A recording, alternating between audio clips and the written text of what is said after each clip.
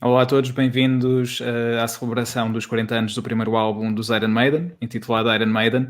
Vamos estar aqui hoje a falar um pouco sobre a banda em geral, mas principalmente sobre este disco e sobre o início da carreira desta banda que tantos de nós gostamos e tão importante é para o heavy metal a nível mundial.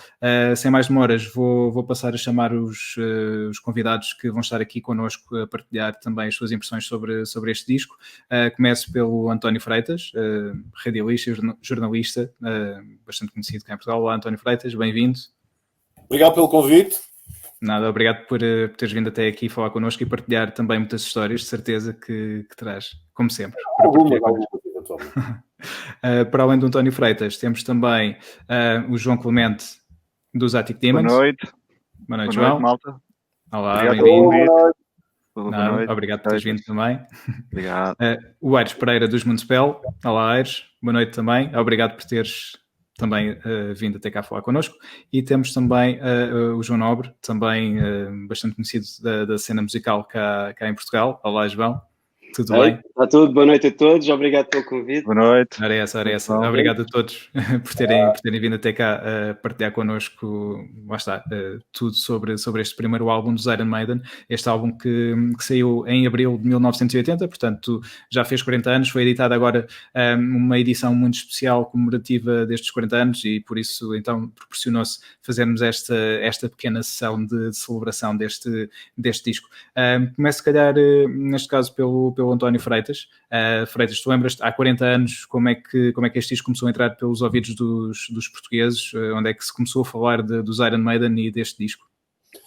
Cá em Portugal terá sido obviamente pelo Rock and Stock e não sei se terá sido mesmo em 1980. Se calhar foi um bocadinho depois, porque cá o acesso a este tipo de música era muito escasso. As discotecas não tinham normalmente os discos destas bandas, e foi até mesmo o Rock and Stock e o António Sérgio através do Lança-Chamas que operaram uma revolução em termos de peso no nosso país. Foi a rádio sobretudo e não a imprensa, como costuma ser, por exemplo, em Inglaterra, onde se deu esta revolução. Depois e através da divulgação desses dois grandes radialistas, as editoras até acabavam por ir de reboque, por assim dizer, e editar no nosso país alguns dos discos que passavam e tinham sucesso nesses programas de rádio, não é? Foi obviamente assim. Sim, porque na altura os discos eram produzidos localmente em cada país, certo? Não eram importados, decidia-se fabricar e fabricava-se mesmo os discos no país.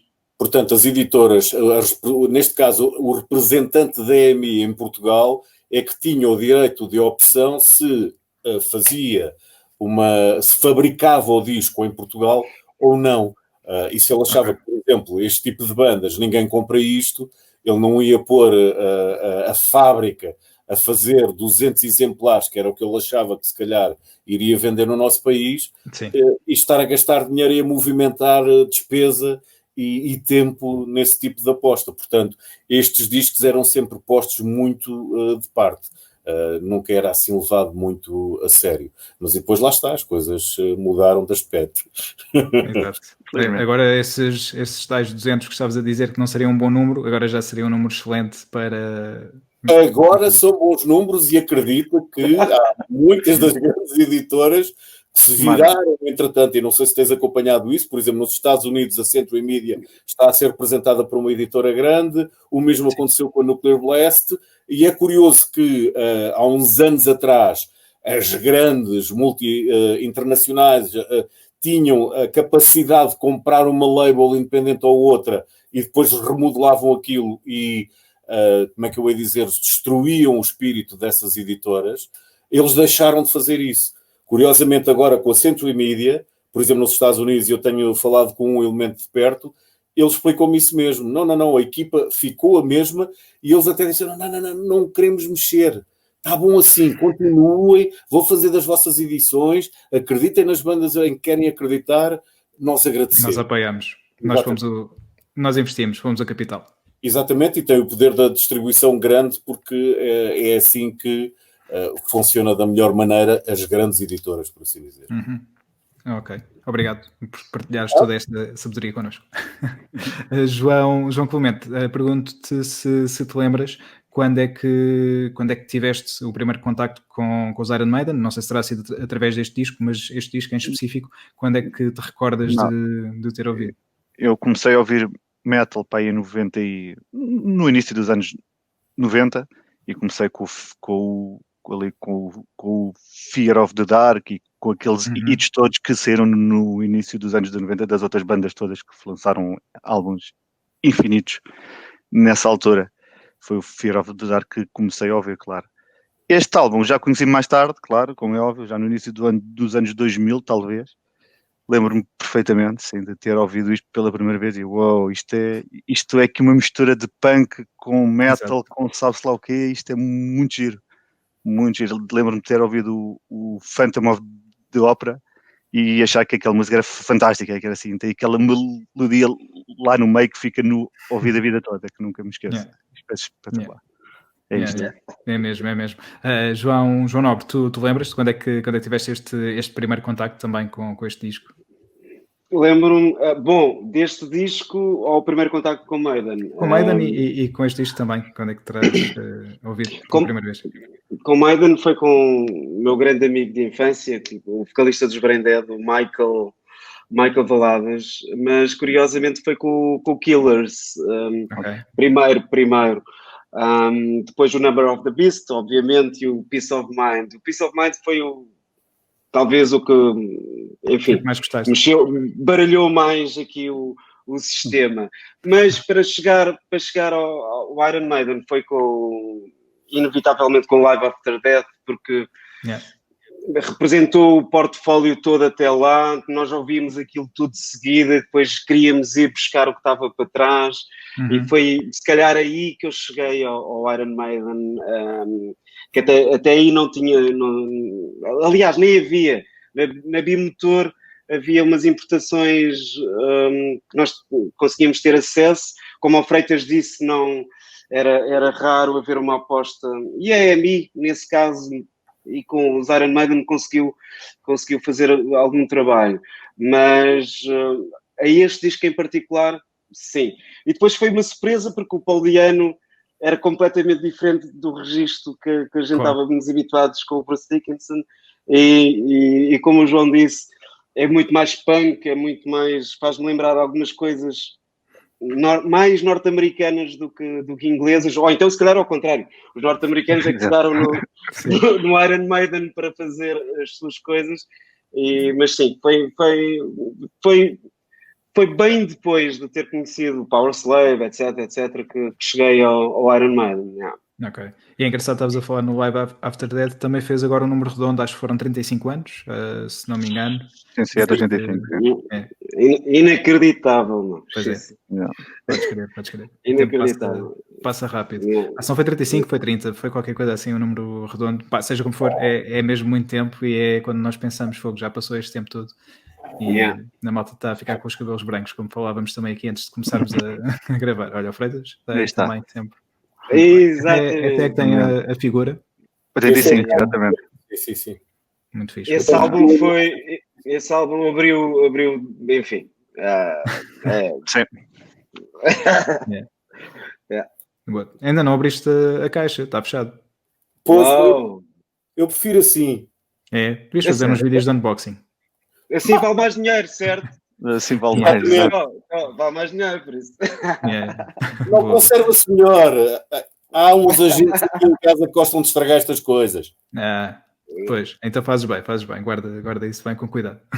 Aires, agora pergunto a ti, eu mesmo tenho perguntado a toda a gente, tu, neste caso, tu ainda estavas na Venezuela, quando ouviste Maiden pela primeira vez, e este disco também, o Iron Maiden, lembras-te como é que foi lá na Venezuela a recepção deste disco? Curiosamente, uma cena que tinha há tempo, até guardava com orgulho, esse disco foi lançado no mesmo dia em que eu nasci, que foi 14 de abril. Exato. No mesmo dia também do Richie Blackmore. Por acá, quando foi lançado este disco, eu já tinha 7 anos. Foi de 73 para 80. Não, sim, 73 para 80. E tendo a minha relação com Maiden, começou... Bom, eu tenho um irmão mais velho que eu, ano e meio. E por 84 ele tinha trazido uma cassete que tinha de um lado Killers e do outro lado The Number of the Beast. E, por acaso, o primeiro tema que me deixou vidrado foi Hallowed Be Thy Name. Claro. E eu, uau, que maravilha. Aliás, mas também chocou um bocado quando ouvi no Life After Death, porque entra logo com aquela... Pronto, com aquela jarda toda, excelente. Depois, tendo fisicamente esse álbum, tenho um primo mais velho que eu, que era o meu primo Aires também, que era um rocker já dos tempos, que me iniciou a ouvir tudo, Deep Purple e tudo aquilo, e me ofereceu esse disco que já não ouvia. Então, lembrou que a minha mãe, muito religiosa na altura, para que isso, e o diabo, e não sei o quê, mas pronto, eu guardei, mas essas coisas. Depois foi curiosamente a partir também do Life After Death que uma pessoa vai vendo outras coisas, para que isto, Iron Maiden e tal. E, claro, confesso que quando ouvi este álbum, o primeiro, fiquei um bocado, estávamos habituados já a ouvir a qualidade de som do Killers ou do Number of the Beast, fiquei um bocado assim, mas curiosamente agora até que gosto mais da essência dele. E é engraçado, estás a falar aí da qualidade do som. O Steve Harris já várias vezes falou que não está muito satisfeito, não é, com a qualidade do som do álbum, se bem que muitas pessoas adoram o álbum com este som precisamente assim mais cru. E pouco a pouco se vai gostando. O baixo de Steve Harris estava um bocado, imagino, já não estava aquele tigilin. Exato. E é engraçado porque a própria banda também acabou por produzir quase o álbum sozinho, porque o produtor que foi destacado para produzir este disco não acreditava muito na banda e acabou por os abandonar um pouco à sua sorte e acabou por ser o produto um pouco deles próprios. Com muitas bandas acontece isso. Muitas bandas no início. Exatamente. E acabou por, apesar de tudo, acabou por ter a sua história, não é? E por ser importante ter este som precisamente assim mais cru e trabalhado pela própria banda. O Steve Harris depois acabaria por ser também co-produtor dos álbuns de Maiden sempre, portanto foi, se calhar se não tivessem feito este álbum assim, o futuro da banda não teria sido também depois como foi. Bem, isso já são outras histórias, não sabemos, mas poderia de facto ter sido assim. Talvez chamem o punk álbum por causa disso, o som, aquela batida e parece aquelas bandas inglesas CGB ou assim, aquele som, por exemplo, o A Running Free, por exemplo. Hoje em dia eu me recuso a tocar o Running Free da maneira como foi tocado depois no Last After Death, que era em colcheia. Para mim, não, tem que ser aquele boogie. Aquela colcheia com ponto e semicolcheia. Tem que ser assim, não é? Tu está aqui. Tudo de seguida, não. E é engraçado, vocês também têm estado a dizer, e é verdade, o som assim meio punk, meio metal, porque este álbum acaba por sair numa altura em que o punk estava muito forte, aliás, muito mais forte do que o metal, em Inglaterra, em Londres, de onde os Iron Maiden são. Neste disco e no disco seguinte temos um vocalista diferente, portanto o primeiro vocalista a gravar com os Maiden foi o Paul Di'Anno, que é também um vocalista mais punk, apesar de também ter um registro de metal, mas é muito mais punk do que depois o Bruce Dickinson viria e depois pronto, tivemos também o Blaze noutros dois discos, mas pronto, isto já é muito mais para a frente. Mas comparando aqui o registro do Bruce, porque a maior parte das pessoas que conhece Maiden acaba por conhecer por um tema ou por um disco com o Bruce, é verdade. E depois mais tarde é que ouvimos como é que estes temas, ou mesmo que tivéssemos ouvido, como o João Nobre disse, ouvimos no Live After Death estes temas, vamos ouvir para trás e a voz é diferente, porque temos então o Paul Di'Anno, mas o Paul Di'Anno foi de facto, acho eu, muito importante em traçar também este caminho para os Maiden e lançar a banda nesta altura do punk. O Paul Di'Anno é o próprio com o cabelo curto, o resto da banda com o cabelo comprido, mas isto foi também... Ele era mais punk, ainda é mais punk. Ele continua a ser mais punk, continua com a mentalidade punk. E continua punk e hooligan, que uma vez, há 5 anos atrás, num festival na Polónia, ele estava a tocar com a sua banda, Diane, o Paulo Dias, não, Paulo Day. Estava a tocar, então estava no lado do palco a ver e ele pede-me um cigarro, estava assim como um whiskyzinho, na altura eu bebia. Estava na Liga dos Campeões de whisky. Então o gajo, um cigarro, eu dou-lhe um cigarro. Então. O gajo está a fumar assim, depois vai assim onde o segurança, que é careca, manda-lhe o cigarro assim para a careca, assim. E começa a gozar com o segurança, a fazer-lhe manguito, para trás. Isso é mesmo coisas apoldiano, sim. Cenas apoldiano. Nós tocámos com ele em 2009 e foi um filme também daqueles. Foi um rapaz, não batia mesmo com a cena toda. Mas era simpático. Ele, você é fã. É muito simpático, sim, muito simpático. Tens que esclarecer, tocaram como banda de apoio, vocês eram a sim, banda. Tocámos nós com ela a cantar, sim. Tocámos nós com ela a cantar. Eu lembro sério? Tu foste o Steve Harris? Eu fui um Steve Harris ali por 6 ou 7 temas, exatamente. 6 ou 7 temas do Diário. Em 2009. Não repararam uma coisa? Não, onde é que foi esse espetáculo? Foi em Correios, foi no Cineteatro. E vocês fizeram isso 2 vezes, certo? Não, só fizemos uma vez, só fizemos... Ele depois voltou cá, mas foi com músicos espanhóis, não foi? Exato, com espanhóis ou italianos. Eu tenho uns italianos. No Side B. No Side B e foi com italianos. Era o italiano baixista. Fazia bem o seu trabalho. Só o Diano fez um arranjo, I Remember Tomorrow, é para sair do palco logo. I Remember Tomorrow, então se te lembras, então como no mesmo... Nós não tocámos essa não tocámos. Não, então o Paul Diano, tu começou a tocar aquilo com um ritmo parecido aos Enigma. E eu, Fora.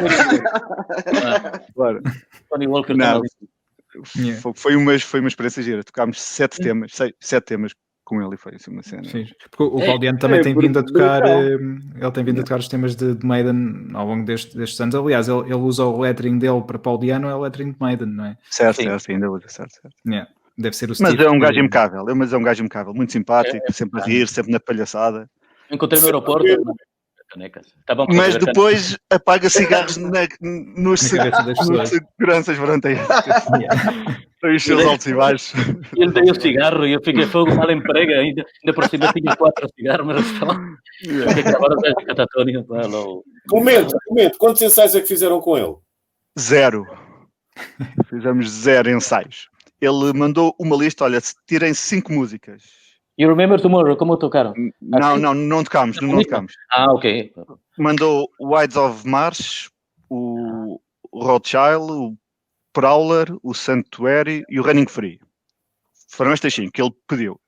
E depois, na noite antes, ele disse que também queria tocar aquela música punk, o Blitzkrieg Pop. Okay. E nós dissendo assim, só tocamos essa se também tocarmos o Killers. Ele, a sério, o Killers, que merda de música. Mas vá, bora lá, diga. Mas eu sou baixista, eu gosto de tocar aquilo, é giro, o início e não sei o quê, começa só o baixo e tal, aquilo é muito giro. Então vá, pronto, bora também, tocamos também o Killers. Isto foi de sexta para sábado, e depois o concerto de sábado. Pima. Ele foi sábado participar no nosso CD, também. Gravou também um verso e um refrão no Atlanta e pronto, foi assim uma coisa fantástica. Assim. Aí passámos o fim de semana todo com ele e foi o gajo sempre impecável. Ótima experiência. Ele vivia em São Paulo, Brasil. Exatamente.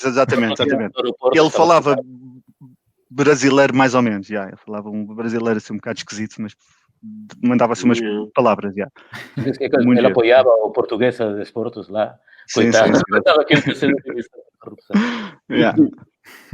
É isso mesmo. E neste disco também tem uma história engraçada. Aliás, antes do disco sair, e quando a banda andava a tocar um pouco por Inglaterra e à procura de uma editora para eventualmente se lançar, eles tiveram algumas propostas, mas lá está, a questão do punk, e muitas diziam, isto é fixe, mas só se vocês cortarem o cabelo e pintarem de cor A ou B, é que nós pegamos em vocês. Obviamente o Steve nunca quis abrir mão disso e manteve a integridade da banda e foi para a frente com a banda como queria.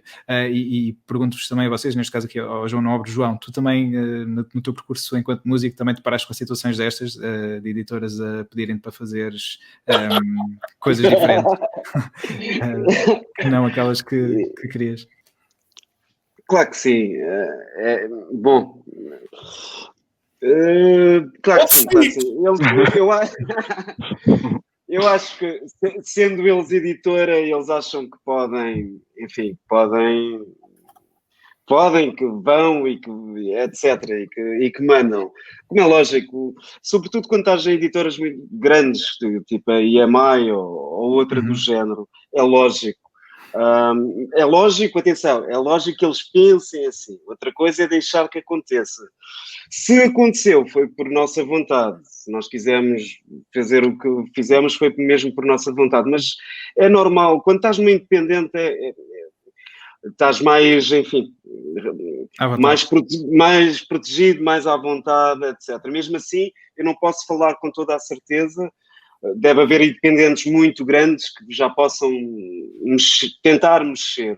Mas numa multinacional, claro que sim, eles tentam sempre opinar, tentam sempre alterar, tentam sempre puxar a brasa à sardinha deles. É uma relação difícil, como é lógico. Agora depende do artista, depende do que o artista também quer, claro, da cabeça do artista, mas sim, eu passei muito por isso, é inevitável. Sim. E numa editora como a EMI, dos Iron Maiden, é normal. E numa altura de arranque, não é? Em que estás com o teu primeiro trabalho, obviamente tens tudo a provar e as pessoas ainda menos irão levar em consideração aquilo que tens tu a dizer sobre o teu próprio trabalho, por isso é sempre uma altura mais complicada. O primeiro disco é sempre um facto muito importante.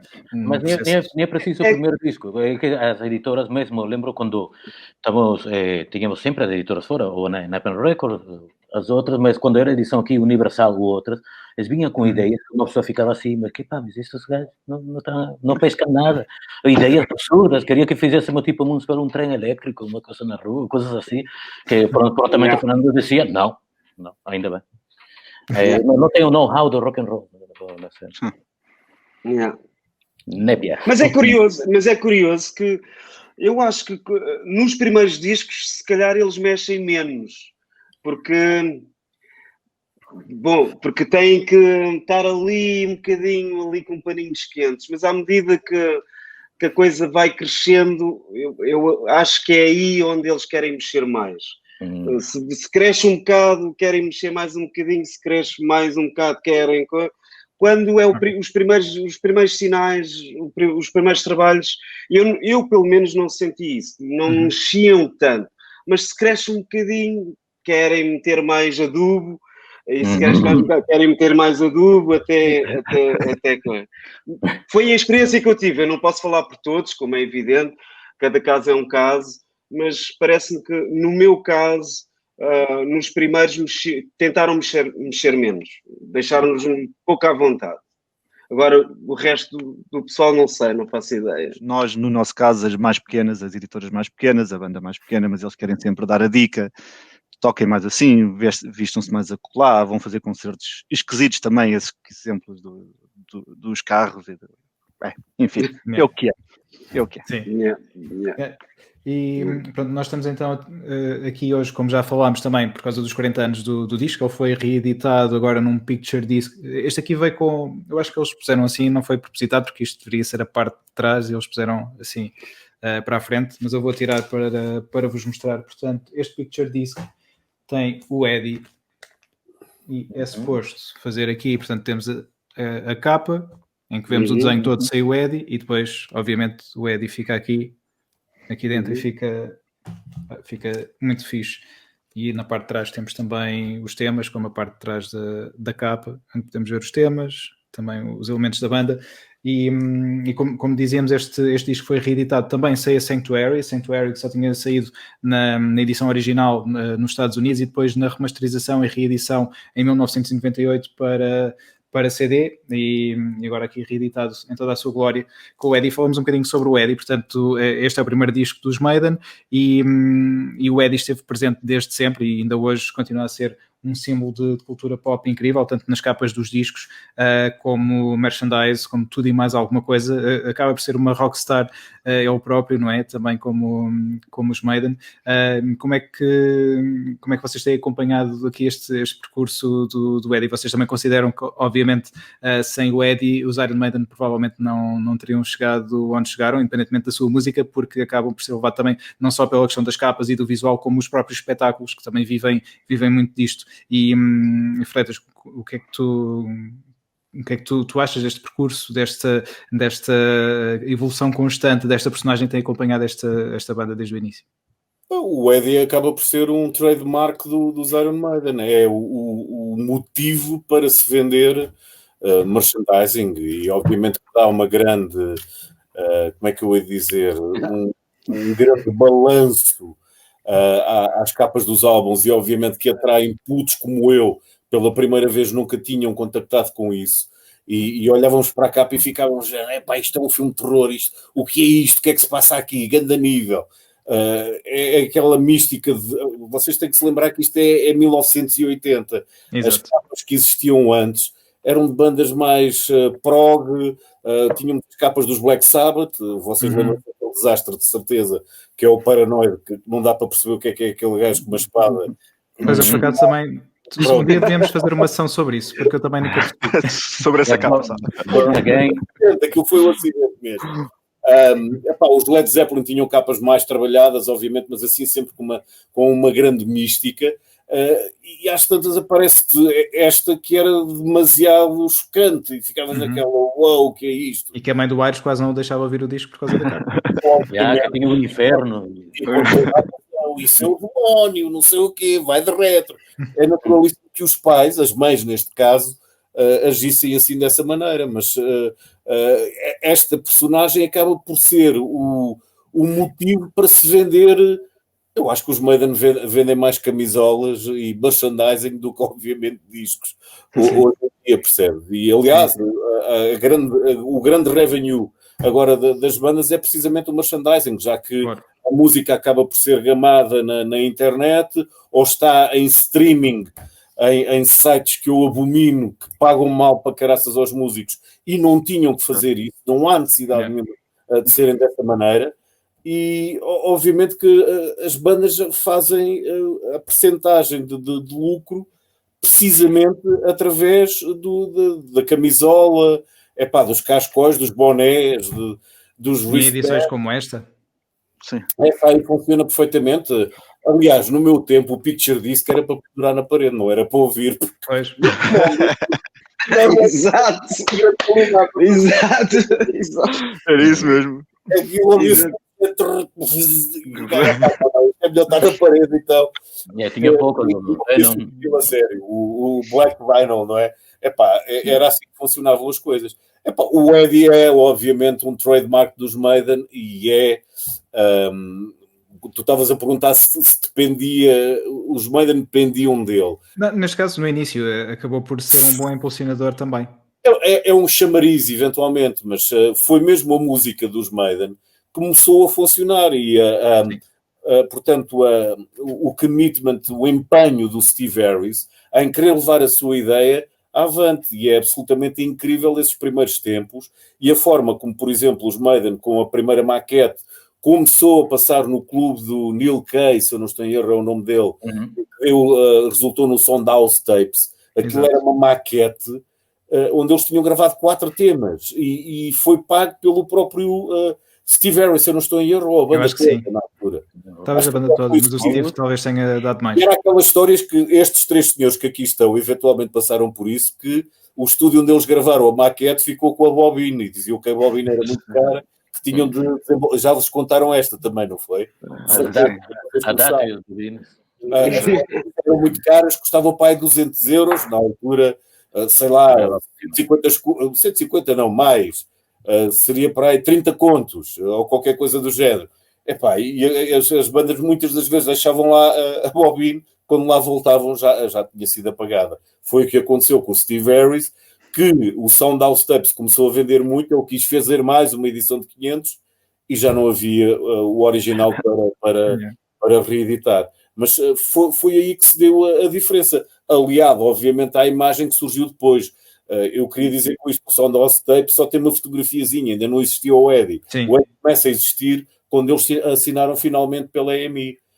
E o sucesso deles foi crescente, porque começaram a tocar em vários clubes na zona deles, em volta de Londres, e depois o movimento foi surgindo de forma natural. E a aposta no Derek Riggs e nessa imagem foi fortíssima e resultou. Sim, claro. Aliás, os fãs de Maiden, nós costumamos fazer aquele desenho assim, que era, afinal era a assinatura do Derek Riggs. Que era das bolas, daquela bola. Olha, curiosamente, não sei se desvenda-me esta história. Eu ouvi falar que o Gene Simmons, claro, of course, parece que comprou parte dos direitos do Eddie. Sim, comprou, tipo, o Steve Harris dele, pronto, vendeu parte dos direitos do Eddie. Há 2 anos ouvi fora que até num tablo, numa notícia que Gene Simmons, claro, gasta mais também, que é assim, dinheirinho. Esse tem muito. Bem jogado. Eu se pudesse fazer o mesmo. É o herói, vende até a própria mãe. Temos falado muito do Steve Harris. Comprar. Eu também comprava. Bom, podia comprar a mim, metia numa gaiola e dava o dinheiro. Temos estado a falar muito do Steve Harris. Steve Harris, obviamente, o fundador e líder da banda. Para além dele, só o Dave Murray é que também gravou este álbum e todos os outros, portanto são os únicos 2 elementos que gravaram todos os álbuns dos Iron Maiden, mas aqui, claro, o Steve Harris é o verdadeiro líder, o compositor da maior parte dos temas. Aliás, acho que não há um tema ou 2 em que o Harris não tem nenhum crédito. Há um que é o Charlotte the Harlot, que é do Dave Murray, um tema muito Dave Murray, exatamente. Que é o predecessor do 22 que se veio, e eu acho que no Seven Son The Evil That Men Do é uma sequela ou algo assim. Acho que há 4 temas. Sobre uma prostituta que não existe, é a prostituta de um amigo, não é dele, é de um amigo. É do amigo. Exatamente. E neste caso o Steve Harris é baixista e, curiosamente, nós hoje temos aqui também um grande groove, portanto temos aqui três baixistas, e pergunto-vos aos 3, mas vamos então um de cada vez, se o Steve Harris foi uma grande influência para vocês pegarem num baixo. Aires, comece por si. Bom, para mim, foi sinceramente a minha grande influência. Comecei a tocar baixo por causa dele. Eu vim de um país, na Venezuela, onde há muito, até mesmo se entras num carro na América Latina, estás habituado ao som aqui na Europa, isto é bué de grave no carro, tal coisa. Eu ouvia muitos baixos, mas, sinceramente, foi essa minha... Eu tive estudei muitos baixistas, não vamos falar do Jaco, mas, sinceramente, 2 grandes influências na minha vida. Primeiro foi Steve Harris e logo a seguir Timmy Graver Hansen, underrated, claro. Sofri muito quando ele morreu. E o terceiro, por aquilo que parece, era o Martin Eric Ain. Mas o primeiro que me fez tocar baixo foi basicamente o Steve Harris. E aprendi, dissertei muito sobre ele, aprendi muito com ele, normalmente quando uma pessoa está no conservatório para aprender tipos de intervalos, associa-se a músicas. Eu, por exemplo, as quintas, como um intervalo de quinta, para a memória auditiva, eu decorava sempre como era o Remember Tomorrow. As quintas e muitas...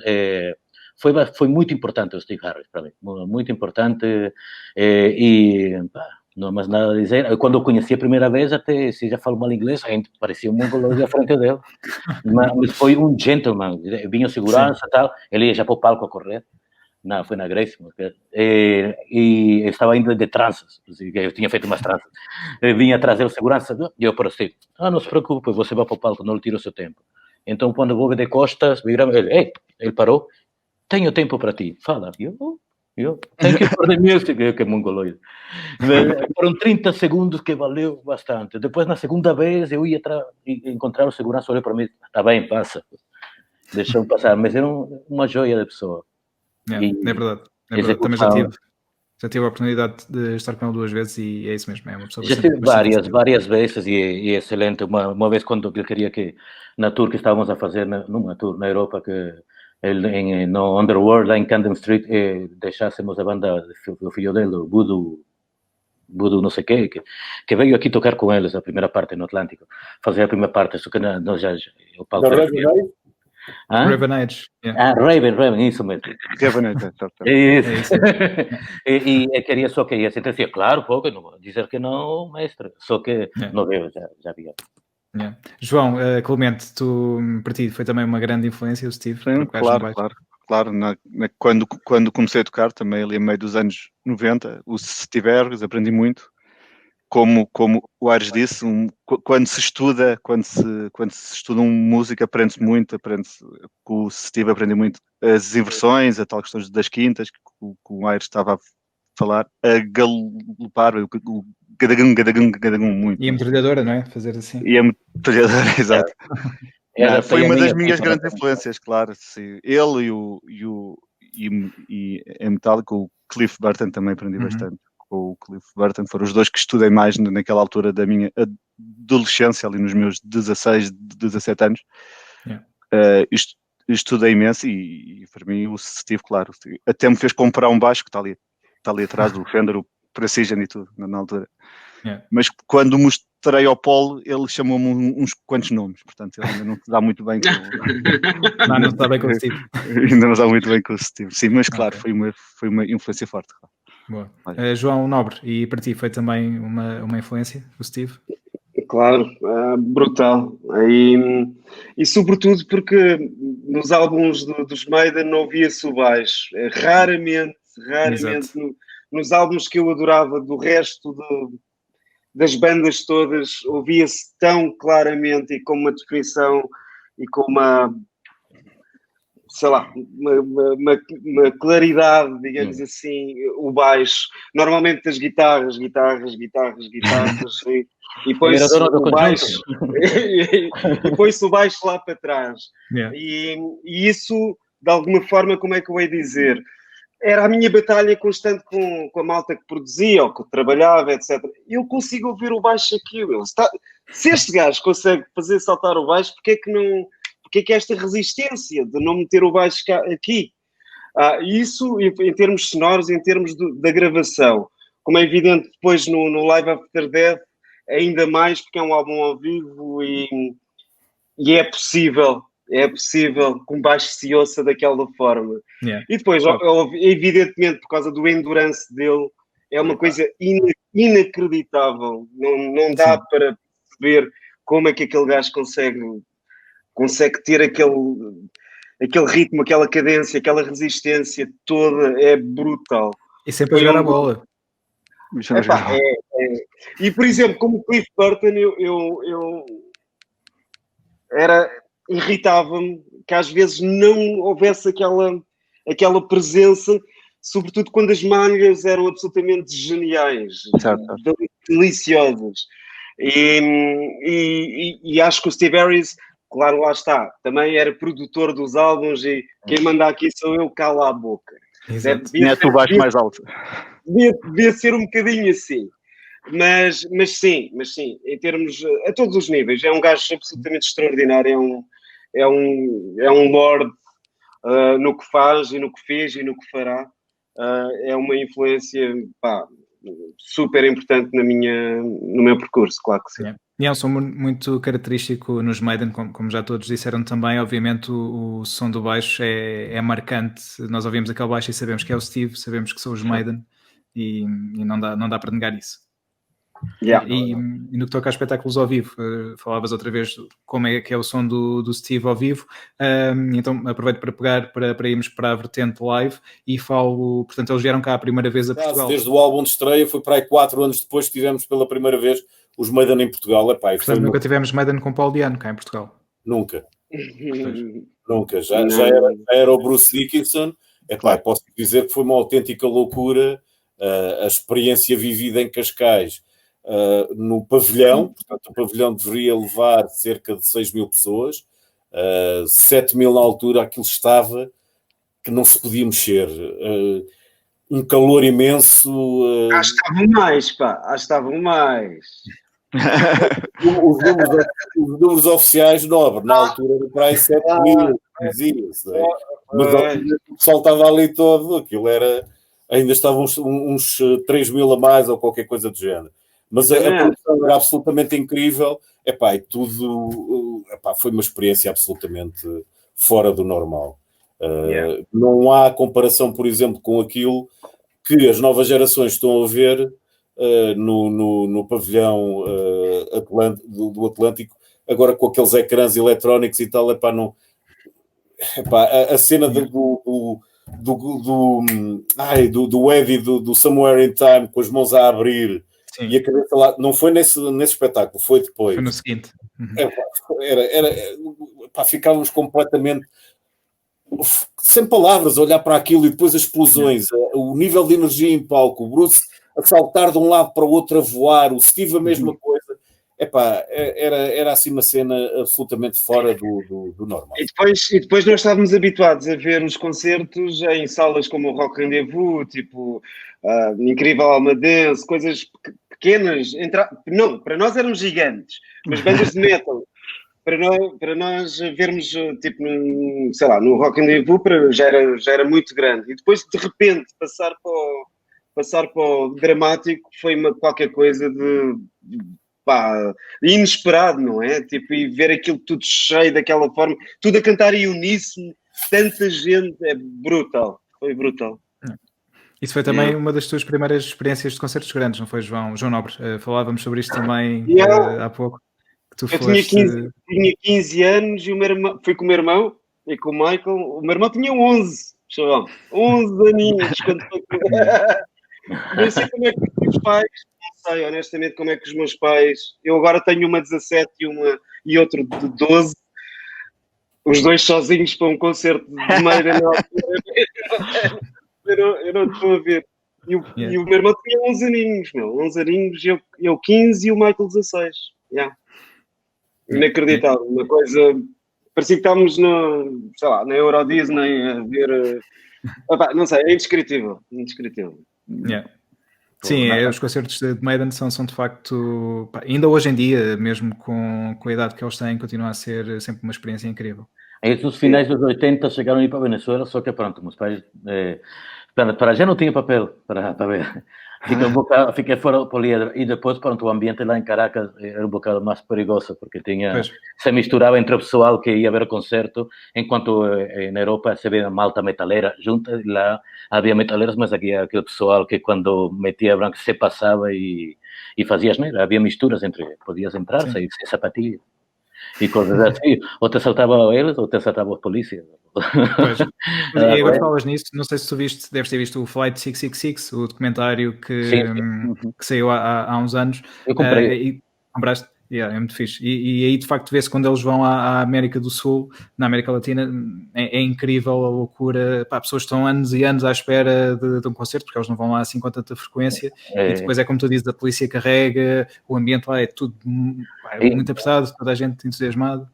E o problema é que depois estão à espera, mas depois por uns quantos que, como dizem, la cagam, vão lá, começa a ficar aceso, e eu sei o que é o rum, faz uma pessoa ficar assim, o rum e tudo aquilo, depois começam a mandar, como fizeram com o Slayer, começam a mandar as cadeiras do Poliedro, que é um sítio onde se fazia desporto, lá para o palco, começam a fazer as neiras, depois o pessoal diz, não, aqui nunca mais, é porque o pessoal... Pronto, nós os rockers, primeiro fomos rockers, depois metaleiros, era um bocado agressivo lá. Quando havia concertos de punk, os rockers iam fazer, os metaleiros iam fazer porcaria, depois vice-versa. Por exemplo, quando ia numa rua e num boulevard, não podia passar aí por esta zona, porque senão podia levar pontapés dos punks, e vice-versa, não podia passar.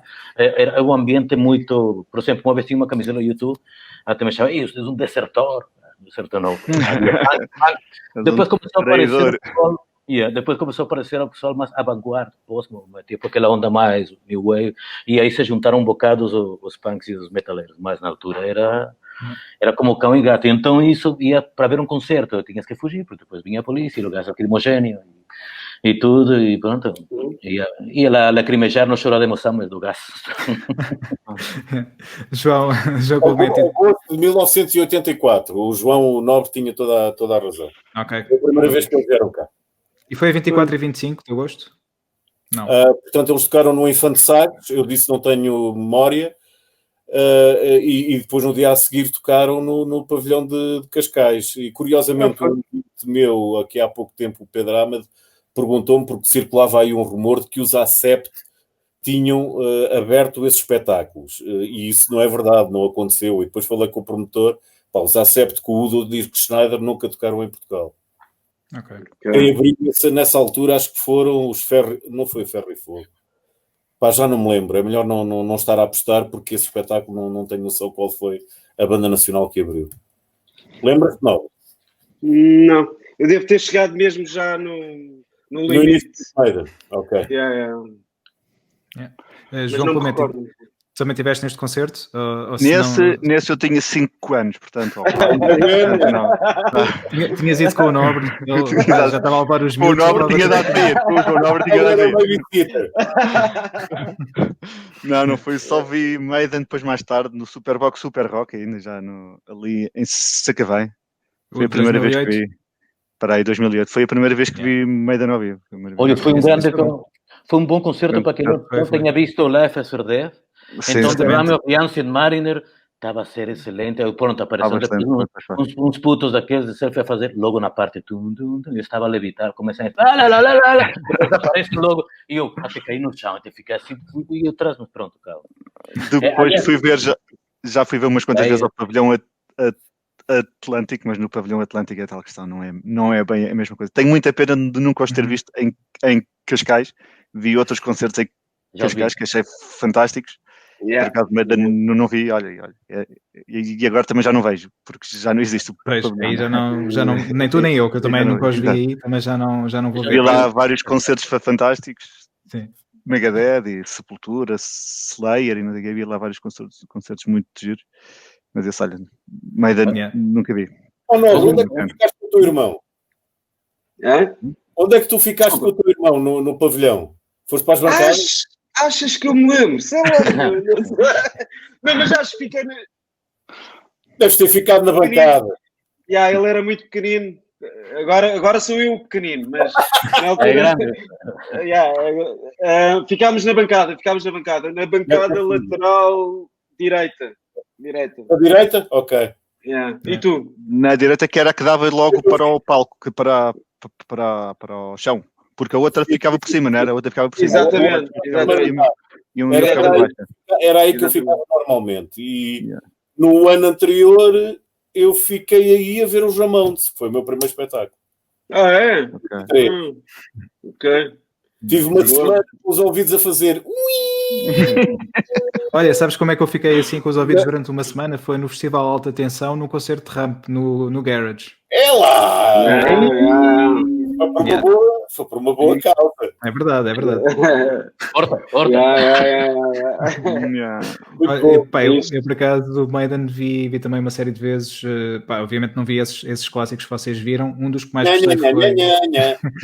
mas vi num sítio muito especial, vi-os em Donington e foi uma experiência incrível. Obviamente eles visto lá. Era para ter visto outra vez este ano, mas como vocês sabem, este ano cenas aconteceram e pronto, não deu.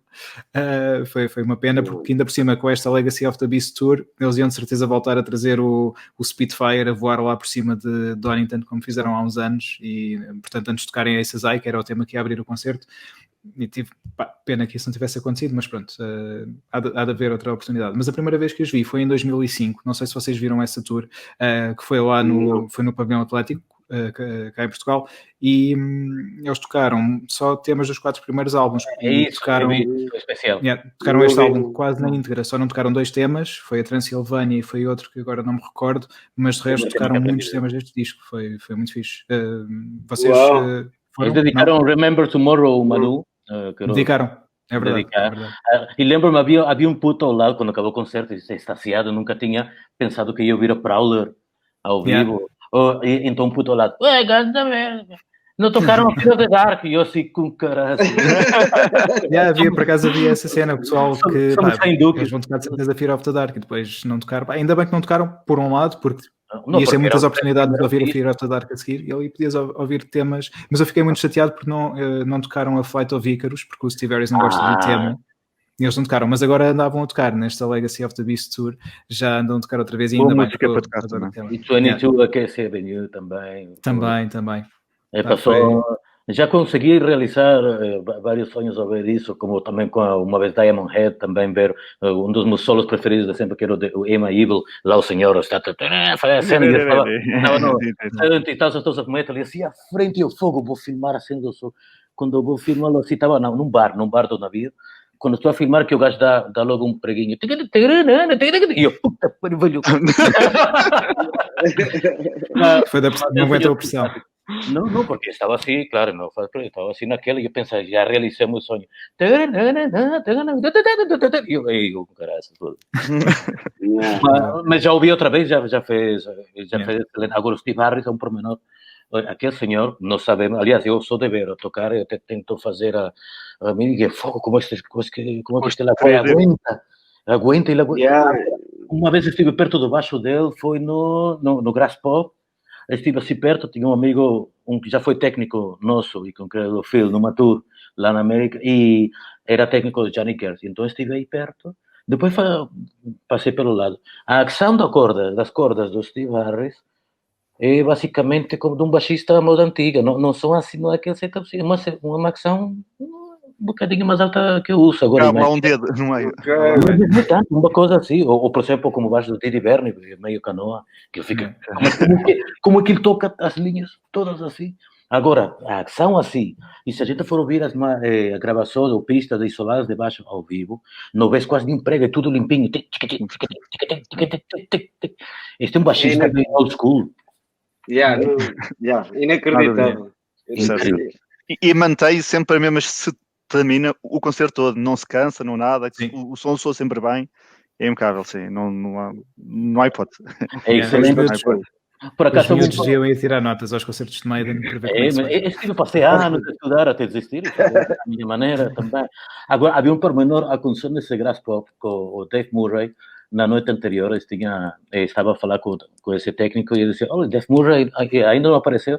Eu tinha saído à noite a um bar, tinha sido ele e o Johnny Cash e estava o segurança. Eles não esperaram pela segurança e depois foram iam a pé para apanhar o táxi para o hotel, que não ficava longe. Então vieram dois jovens que iam assaltá-los, foram assaltar. Então dizia, lá veio segurança, mas o Dave ele apareceu com um bocadinho aqui, de base aqui, mas tinha esta mão aqui também um bocado lixada. Estava o Johnny Cash, outro a contar com o gajo, sabes que o Dave Murray andou nas ruas de Londres e parece que era um Hammerskin. O gajo parece que depois foi ele a correr atrás do ladrão. O gajo começou a batatas com o ladrão e já viste um senhor com aquela idade e lá aquele rapaz, pum, e no concerto vi essa mãozinha dele aqui meio inchada. Desbarcaram com aqueles óculos da Paco Bandeira e agora imagina.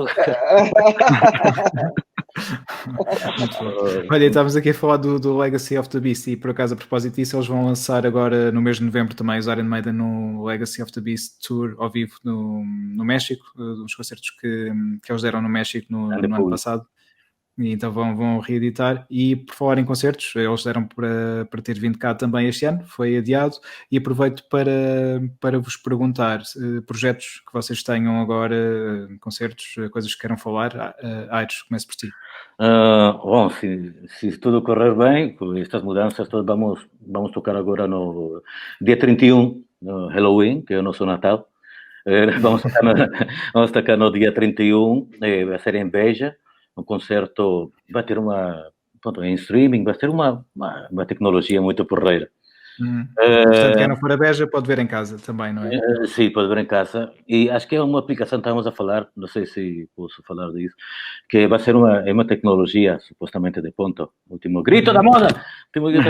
E era E parece que uma pessoa é que consegue perceber o som como se estivesse em cima ou embaixo ou do lado do palco. Okay. Sim, é uma coisa assim, mais ou menos, eu sou ainda do tempo do Side Fields. E então, e depois, pronto, para o ano vamos lançar o álbum, acabamos de chegar, já gravamos o que tínhamos que gravar na Mill Farms, lá uns quilómetros de Londres, estivemos a gravar. E pronto, agora vamos esperar, vamos ver o que se passa. Eu para já estou aqui no exílio, perto da Galiza. Bom, até já recuperei o meu sotaque ainda mais. Yeah. Boa. Yeah. João Clemente, e da tua parte? Nós lançámos o álbum agora, dia 25 de setembro. Está aí o álbum? Está aqui o álbum, exatamente. O nosso terceiro álbum, Daytime Stories Nightmare Tales. Fizemos um concerto na Cine Incrível, agora a semana passada, para 82 pessoas ou 90 pessoas, okay, que era o que dá, porque as pessoas sentadas a ver. Um concerto de heavy metal com pessoas sentadas a ver, pronto, é o que é.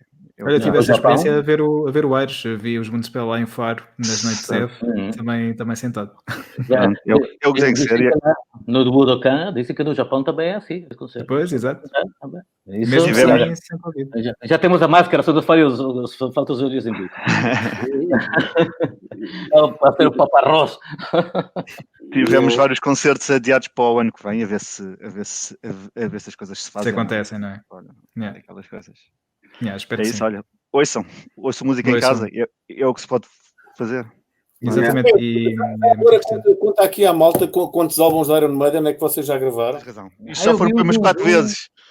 Já foram para aí umas 4 vezes. Conta lá uma das primeiras histórias, porque há muita gente que não sabe disso, né? O City of the Golden Gates, o nosso hit do primeiro álbum do Atlantis, foi anunciado como o primeiro single do último álbum dos Maiden, ajudem-me lá, do Book of Souls. Exato. Isto porque um jovem brasileiro achou giro e publicou isso no YouTube, só porque sim, só porque achou piada. E pronto, e aquilo foi assim viral. Lá então toda a gente, era nas rádios e tudo, nas rádios nacionais lá e tudo, a passar a nossa música como sendo o quê? Iron Maiden. Realmente o Arthur canta muito parecido, é um facto. Tem a voz dele, é o que é, e ele canta assim, não há hipótese, ele canta a voz, mas não se pode dizer isso, que ele zanga-se imenso. Mas ele tem a voz como é, e é o que é, e pronto. Mas é um bom elogio. É um elogio, claro, é um elogio. Mas depois já aconteceu mais vezes, com mais outra música do Atlantis também, como o próximo álbum de Maiden, que a gente nem sabe se vai sair ou não, ou quando é que vai sair, já saiu um single, que é a nossa música, o Freedom of Eternal Knowledge, já saiu. Pronto, não sei se não foi tão viral, esse foi só assim uma coisinha muito simplesinha, não foi? Não, pá, muito fixe. É fixe? Não é nada fixe, achas que quer dizer, é fixe porque toda a gente fala de nós, né? Mas depois o pessoal... Há Tic Demons pelo mundo inteiro, espetacular. Mas é giro. Acaba por ser cómico. Então essa lá no Brasil, lá com o gajo, com o puto, e depois o puto veio pedir desculpa e tal, mandou-nos umas mensagens a pedir desculpa, desculpem lá, isto foi na tanga, foi no gozo, e não sei o quê. Exato. Bem, deixa estar. Muito bom. Muito bom. João Nobre, tu tens algo que queiras partilhar com a malta? Obviamente tens um concerto para o ano no Alive, não é? Fora isso. É só e apenas. Até lá a ensaiar não se passa rigorosamente mais nada. Aliás, nem se podia, porque é um concerto exclusivo, não podemos fazer rigorosamente mais nada, por isso agora é esperar mais um ano.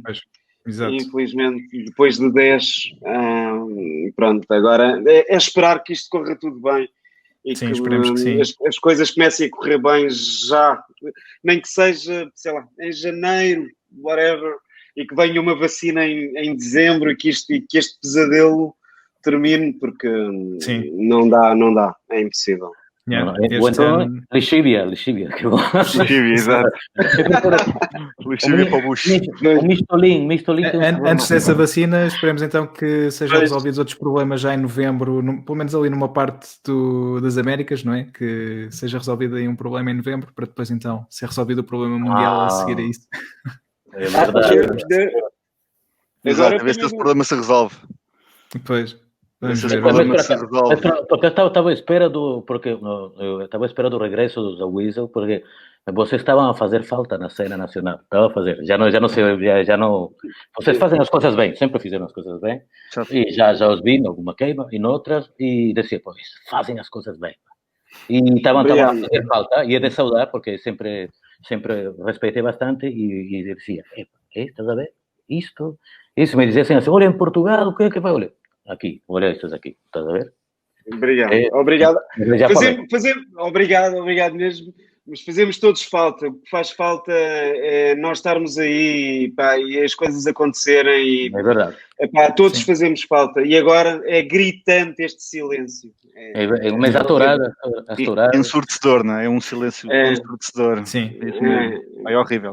Mas obrigado. Mas vamos lá ver sem julho. Julho. Estamos lá. Okay. Bebemos um copo. Mas bebemos todos um copo antes com os Maiden, ok? Bebemos com os Maiden, depois vamos beber o bilhete do ano passado, olha, vai ficar para o ano que vem, se Deus quiser. É como eu, sim. Bom, vai ficar de certeza. Eu bebo uma água com gás, porque já deixei o álcool, não me lembro onde. Não, eu tive que parar de beber, porque pronto, já bebi a minha conta na vida. Mas bebemos uma água com café. Eu agora bebo rock and roll de alta octanagem. Boa. E pegando aqui no que o João Nobre disse, que todos fazemos falta à cena, e inteiramente verdade, e mais uma vez aqui a comprovar, os Maiden influenciaram-vos a todos, e todos vocês tocam géneros diferentes, obviamente têm a vossa cena, a vossa influência, acabaram por fazer música diferente, e vêm do mesmo sítio e vão para locais distintos, e é assim também que podemos ter coisas novas e diferentes a acontecer, e isso é ótimo, e obrigado a todos por fazerem aquilo que fazem, e por nos continuarem a alimentar a nós que ouvimos música, principalmente nesta altura, enquanto ainda não há uma vacina, pelo menos temos uma vacina para o espírito, que é a cultura, e vocês são todos importantes nisso, sem dúvida. Se calhar temos que agradecer ao Steve Harris, hein? Porque se calhar sim. Aliás, o Steve é nosso convidado também. Não, estou a brincar. Não. Steve Harris. Era fixe. Vocês estiveram a fazer este tempo todo. Foi a agradecer ao Steve Harris. Não sei se perceberam aí. Sim.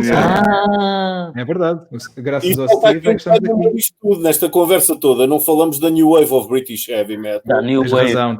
Em que os Iron Maiden foram considerados os principais precursores. Impulsionadores. E, obviamente, antes já existiam bandas como o Judas Priest, o Motorhead também já tinham começado um bocadinho antes. O Ace of Spades também faz 40 anos. UFO também. UFO, Steve Harris teve muitas influências do Pete Wade. Agora, o UFO, espetáculos com o tema dos UFO.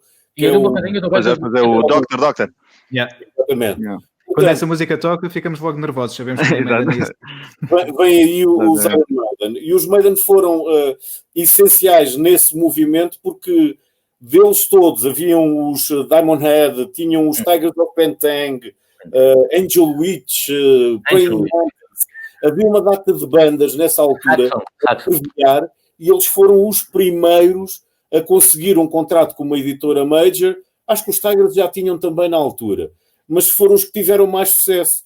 E é curioso que depois os próprios Maiden acabaram por ir tocar o Running Free no famoso programa de televisão britânico que era o Top of the Pop. Top of the Pop, exatamente. Tocaram ao vivo, não é? Aquela semana, live. Exatamente. E os Maiden exigiram tocar ao vivo, porque todas as bandas tocavam em playback. E há uma história nos bastidores, acho que foi o Paul Diano, ou acho que foi o Steve, que nesse mesmo show ia tocar o Shakin' Stevens, que era um artista do rockabilly britânico muito famoso, e eles disseram que o som estava tão baixo que se ouvia os ténis dele a guinchar no suave. Eles ficaram, se nós vamos tocar assim no meio disto, não vai dar. E o Steve, acho que falou com a produção, aquilo deu um sururu enorme, porque eles não estavam habituados e eram extremamente arrogantes a lidar com bandas debutantes e novas, percebes? E ele, não, ou nós tocamos ao vivo, ou então não há hipótese. E eles, para não falharem o facto de que era uma banda nova, estava, acho que no 4º lugar do top de vendas britânico. Isto acho que já foi o álbum. Bem, não interessa, é um detalhe. E eles, para não falharem a coisa, acederam. E é verdade que agora podemos ir à net e ver que efetivamente os Maiden estão a tocar ali num programa de televisão e ao vivo. Mas é engraçado que eles depois voltaram mais tarde a tocar, acho que foi a Wasted Year, se não me engano, em playback. E eles até fazem uma cena durante a música em que trocam os instrumentos. Mesmo para gozar com a cena. Eles gozaram mesmo com a cena à toa. Acho que nem havia ninguém a cantar, nem nada. Acho que o Steve chega a estar à frente a fazer a cantar mesmo. Muito fixe. Lindo. Bem, há uma pessoa também importante que ainda não falamos, mas rapidamente o Rod Smallwood,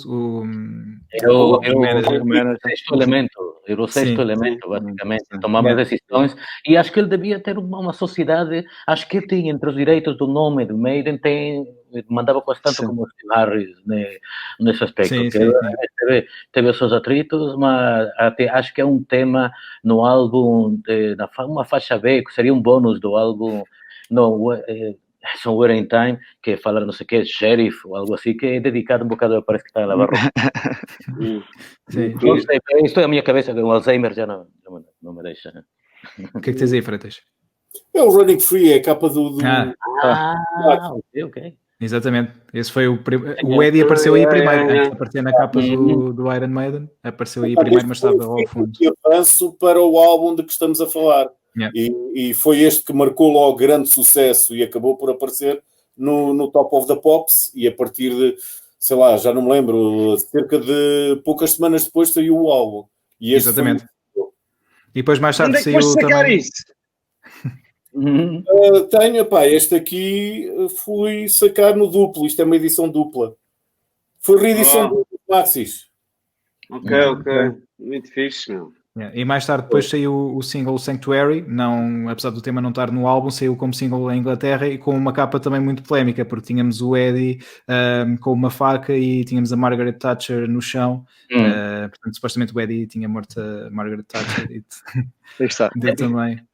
Exatamente. E por acaso lembro-se o álbum que o Maiden in Japan, por exemplo, havia a capa que eu conhecia, era a da edição nacional da Venezuela, era diferente da clássica capa que o Maiden está com aquela espada de samurai.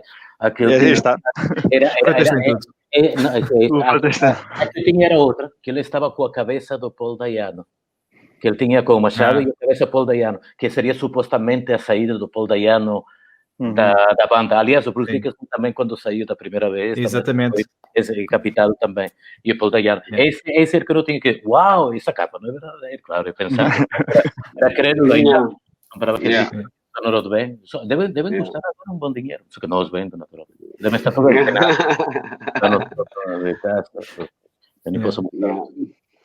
É isso, malta, muito obrigado. Começamos aqui então a fechar esta conversa sobre os Iron Maiden, sobre os 40 anos do álbum Iron Maiden, um álbum de estreia da banda. Obrigado a todos por terem vindo até aqui hoje falar sobre este disco. Obrigado a nós, pá. Obrigado. Espero que em junho